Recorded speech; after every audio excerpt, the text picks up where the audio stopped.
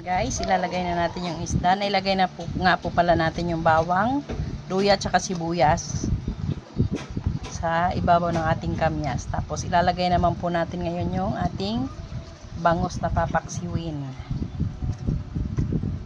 Ayan. Para masarap ang ating paksiw. Ayan guys, dagdag ulit tayo. Dinagdagan natin yan ng kamyas. Last na to, na ipapatong natin yung isdang bangus. Ayan. Yung ating paksiw na bangus.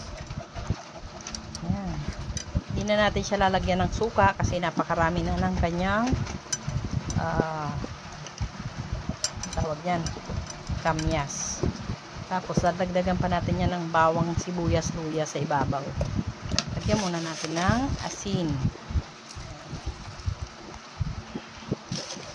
Bale, ang ipangpapaksiw lang natin dito guys ay tubig na lang tsaka yung kamyas.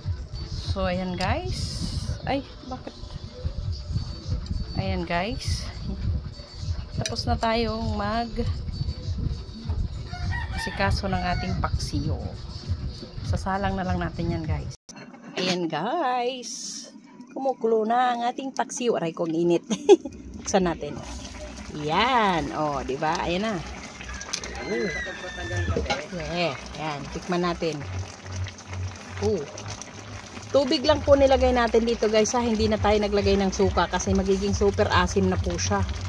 Ayan, itsura pa lang, oh, sarap na.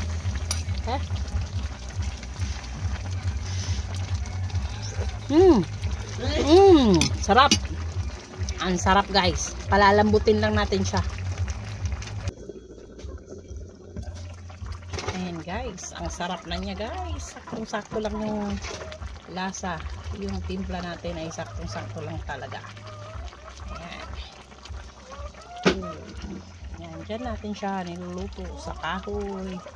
Ang ating mahiwagang saingan. Ating mahiwagang kalan. Thank you for watching guys. Please like and share. Please subscribe. Ayan. Comment down below kung saan nakarating ang video na to. Kung saan umabot. Thank you so much. Please like and share. Bye bye.